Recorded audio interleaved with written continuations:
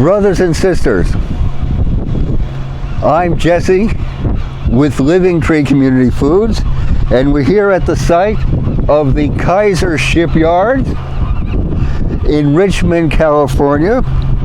It was here that 747 ships were built during World War II.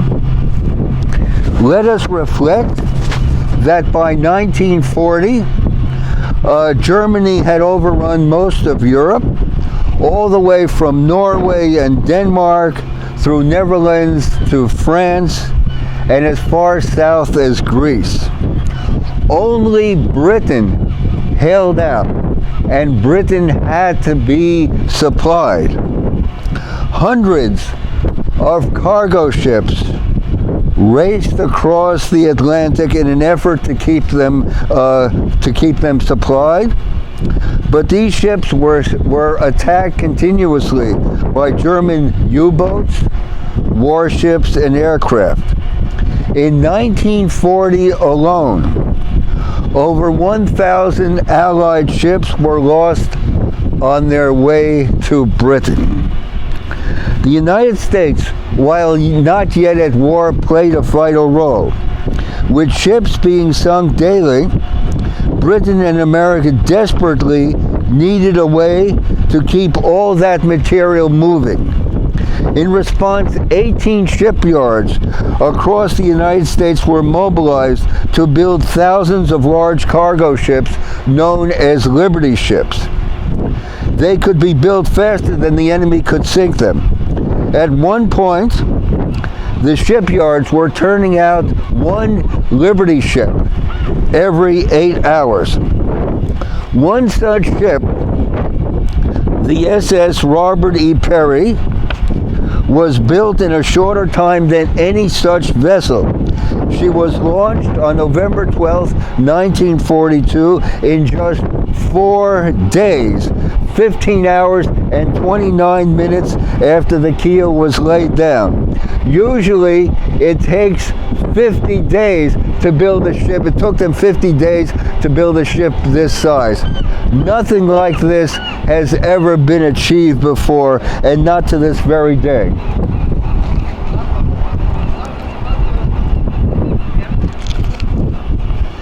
Kaiser and his workers were able to build these ships so fast by creating an assembly line. Just as you turned out motor cars, they turned out ships. They would build modular pieces, and gigantic cranes, such as this one right here, would take the pieces and bring them over, and the pieces were brought together, and Wendy the welder and Molly and Rosie the riveter put the modular pieces together and assembled them. Rough, tough, and very dangerous work. So now, a ship this size, a city block long, could be assembled in around 50 days or so, tells me something. It tells me, brothers and sisters, that we have reached the stage where you can do almost anything.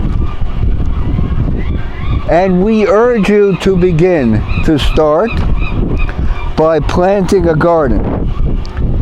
If you are concerned about the food you eat, we urge you to grow at least a part of it yourself. After all, organic standards are continuously under attack.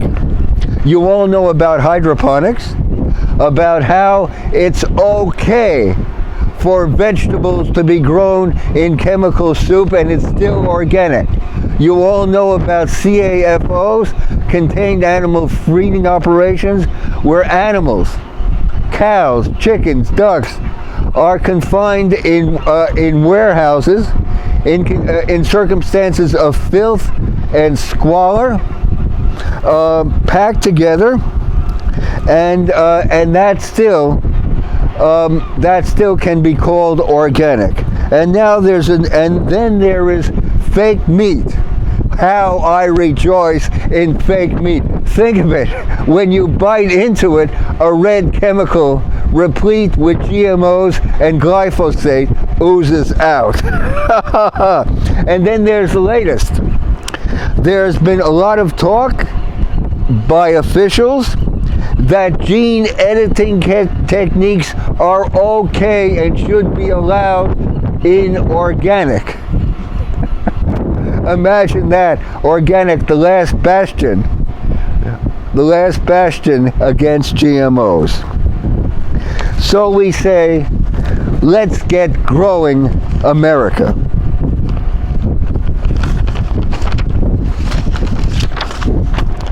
We urge you to give yourself the satisfaction of stepping into your backyard and gathering a salad. Give yourself the satisfaction of composting every banana peel, every apple core, every carrot top into fragrant, rich humus alive with vitality. Plant your winter garden now. Fall is the new spring. Imagine salad greens all winter long. Parsley, kale, lettuce, chard, and celery. How many videos there are on YouTube telling you how step by step to build raised vegetable beds in your backyards. And if you don't have a backyard, then join a community garden or start one. Is there any better or equal hope in the world? Abraham Lincoln said of you, we are inspired by the dream that your good energy can heal a broken world. So we say to you, brothers and sisters, start growing your winter garden now, and help us take the first step towards planting here an edible schoolyard of the American spirit. Let's go forward, brothers and sisters. A privilege to be sharing some thoughts with you. Thank you, and bye for now.